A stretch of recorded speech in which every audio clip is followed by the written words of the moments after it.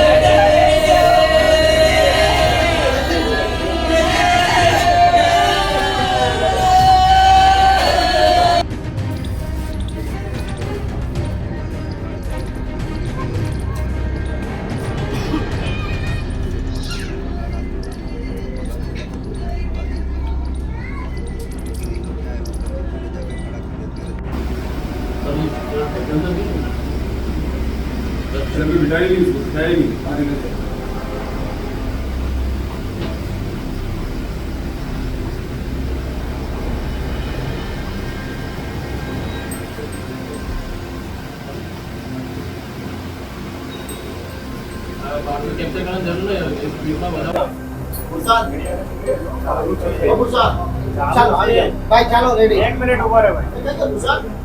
ચાલુ છે. તમારું નામ રેડી છે.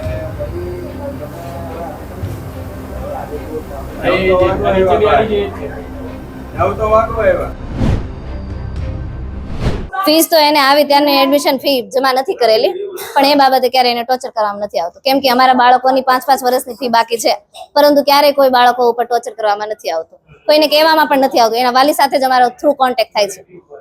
કેટલા વખતની ફીસ બાકી હતી અને વિદ્યાર્થીનીને ટોયલેટ પાસે ઉભા રાખવામાં આવી હતી? ના મેમ, ટોયલેટ પાસે તો બધી જગ્યાએ કેમેરા છે, તમે ચેક કરી શકો છો. ટોયલેટ પાસે અમે કોઈ પણ બાળકને એવી સજા નથી આપતા. ફી માટે તો બિલકુલ નહીં. વાલીઓ દ્વારા આક્ષેપ કરવામાં છે કે ટીચર વારંવાર ટોન્ટ મારતા હતા. ના, કેમેરામાં ચેક કરી લો તમે. વાલીઓ દ્વારા થોડી દેખાશે. ટોન નહીં દેખાય, પણ એ બાળકોને પૂછી લો ને, ક્લાસના ક્લાસમેટને પૂછી લો, એટલે એ બાબતે તમને ખરો જવાબ મળી જશે. એટલે એને તમે કઈ રીતના કહેતા હતા? ફીસનું શું કહેતા હતા? એને કહેવામાં જ નહોતું આવતું ને, ખાલી એમ જ કહેવામાં આવતું કે તમારા મમ્મી પપ્પા સાથે અમને કોન્ટેક્ટ કરાવી દો. મોબાઈલ નંબરમાં એને બોલાવવામાં આવે અને મોબાઈલ નંબર લઈને એને કોલ કરવામાં આવે. પેરેન્ટ્સને અહીંયા મળવા માટે બોલાવવામાં. બાળકોને એ બાબતે કોઈ જાણ કરવામાં નથી આવતી કે તમારી એટલા વર્ષની ફી બાકી છે કે અમે તમને ટોન કરીએ છીએ. આ બાબતે બાળકોને કોઈ ટોર્ચર નથી. હજી પેરેન્ટ્સ ઊભા છે, પેરેન્ટ્સને પણ પૂછી શકો. વખતની ફીસ બાકી છે? બસ આ વર્ષે જ તો એને એડમિશન લીધું છે. હા, પણ બાકી કેટલી છે? પૂરી આખા વર્ષની કેટલી બાકી છે? 15,000. પરિવારે જે આક્ષેપ કર્યો છે એના વિશે તમારું? પરિવારે જે આક્ષેપ કર્યો છે એકદમ ખોટો છે, કેમ કે એના ઘરના પર્સનલ કારણને કારણે આ બધું બન્યું છે. સ્કૂલ બાબતે કોઈ આમાં કોન્ટ્રીબ્યુશન સ્કૂલનું નથી, શાળાનું નથી.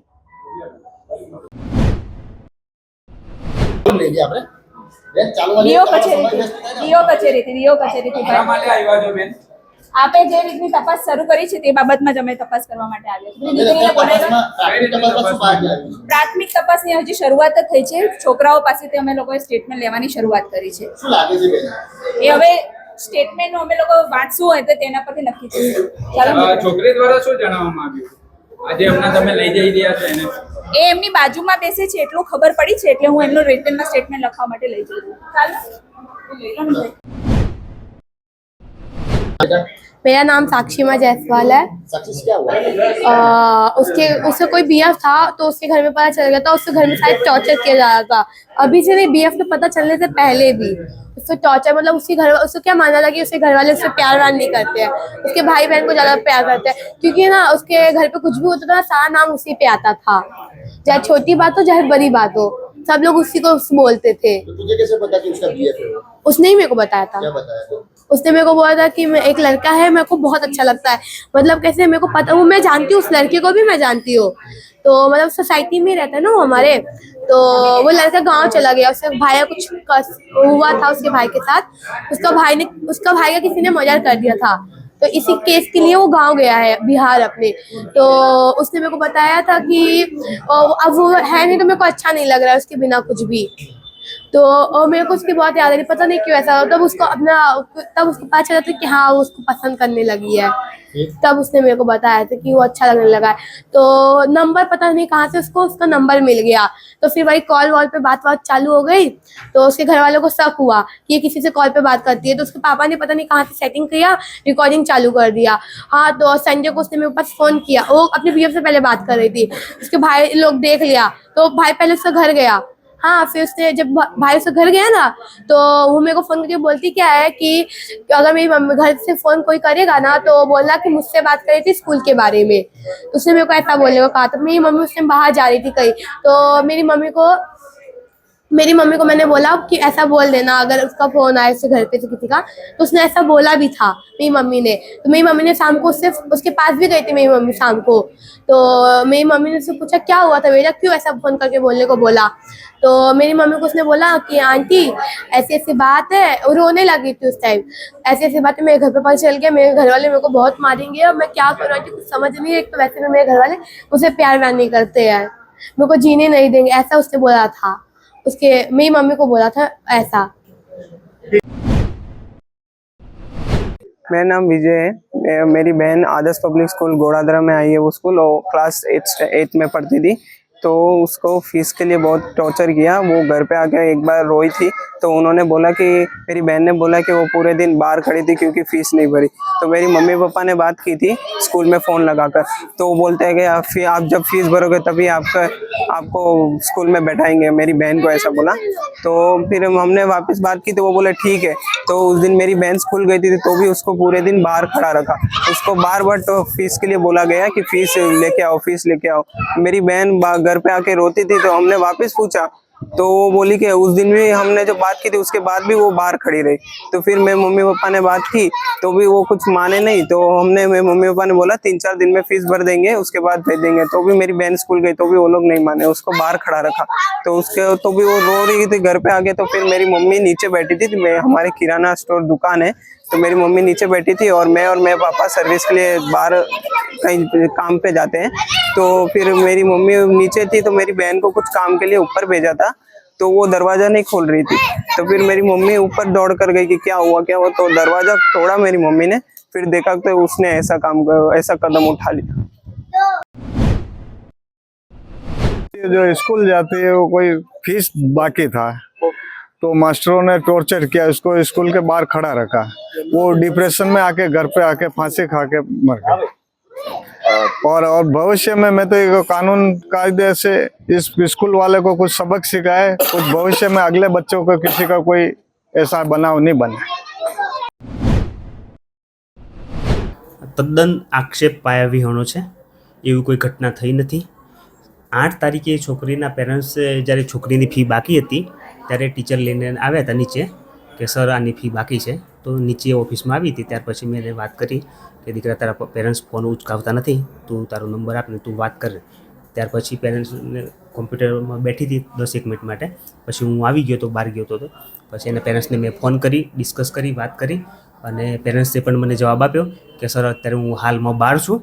ત્યાર પછી હું નેક્સ્ટ મંથમાં 15 થી 20 તારીખ સુધીમાં હું ફી ભરી જઈશ। મેં કીધું કે કાંઈ વાંધો નહીં, કાંઈ પ્રોબ્લેમ નહીં, 20 તારીખે સર આવીને તમે મળી જજો મને। અને બીજું એક કામ છે, મેઇન અગત્યનું કામ તો એ છે કે ટીસીમાં પ્રોબ્લેમ છે, એમાં પેન નંબર જનરેટ કરવાનો છે, મેળવવાનો છે, એટલે તમે એકવાર સ્કૂલમાં આવીને મળી જજો, એવી વાત કરવામાં આવી હતી। એટલી વાત કર્યા પછી ત્યાર પછી છોકરી બીજા ત્રીજા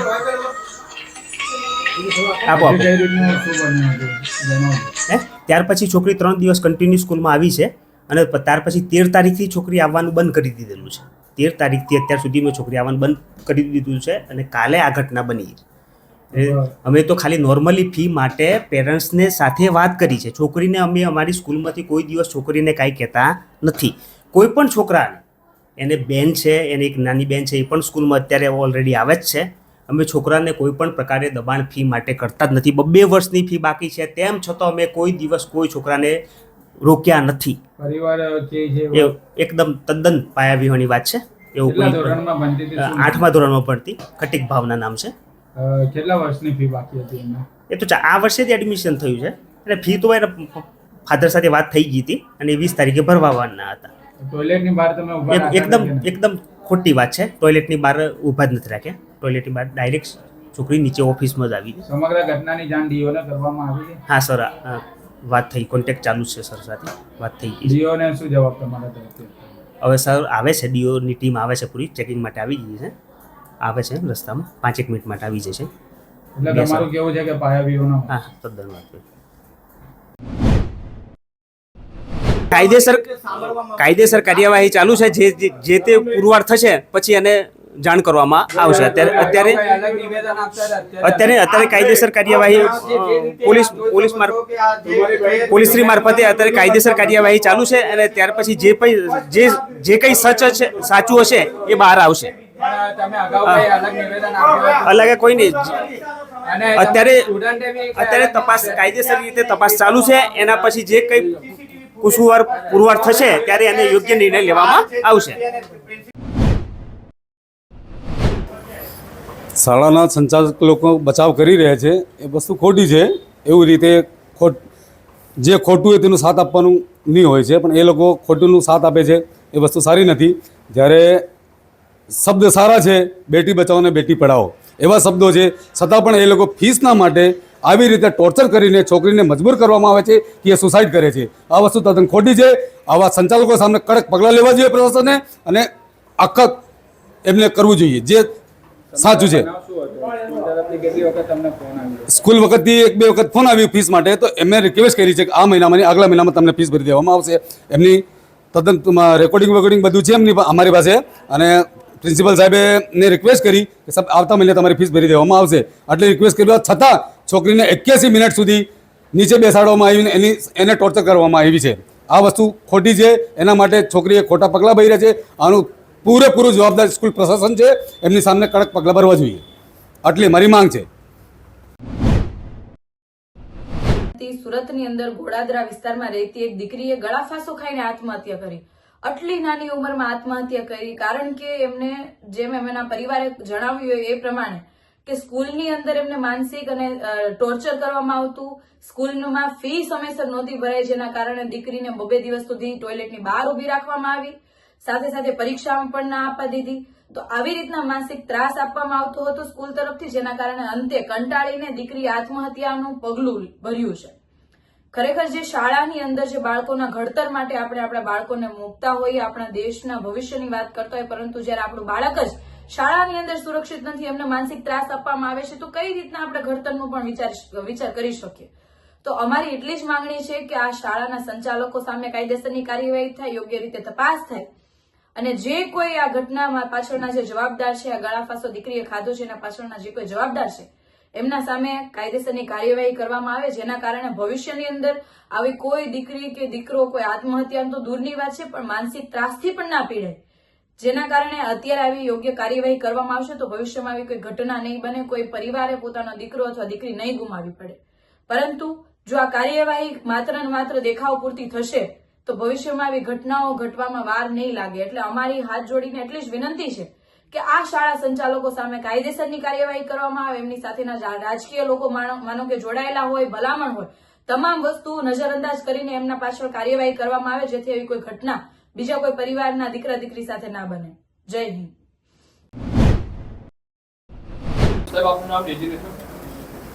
હું નરેન્દ્ર કુમાર વસાવા, શિક્ષણ નિરીક્ષક, જિલ્લા શિક્ષણાધિકારી કચેરી, સુરત. સર, શું માહિતી પ્રાપ્ત થઈ હતી અને કઈ રીતની તપાસ ક્યાં કરવામાં આવી? આજ રોજ માનનીય જિલ્લા શિક્ષણાધિકારી શ્રીનો સૂચના મળી કે આદર્શ પબ્લિક સ્કૂલમાં એક વિદ્યાર્થીની સુસાઇડની ઘટના બની છે, તો ત્યાં તપાસ કરવા માટે જવાનું છે. એટલે સાહેબશ્રીની સૂચના મુજબ જિલ્લા શિક્ષણાધિકારી કચેરી દ્વારા 4 સભ્યોની ટીમ બનાવવામાં આવી. આ ટીમ શાળામાં આવી શાળાના ટ્રસ્ટી, શિક્ષકો અને વિદ્યાર્થીઓના નિવેદન લીધા. હાલ આ બાબતે તપાસ ચાલુ છે. તપાસનો રિપોર્ટ કચેરીમાં જમા કરાવવામાં આવશે અને આગળની કાર્યવાહી જિલ્લા શિક્ષણાધિકારી કચેરી સાહેબશ્રી દ્વારા આગળ જે પણ કાર્યવાહી હશે એ જણાવશે. સર કયા પુરાવા અહીંથી મેળવવામાં આવ્યા છે? કેટલા વિદ્યાર્થીઓના નિવેદન લેવામાં આવ્યા છે? હાલ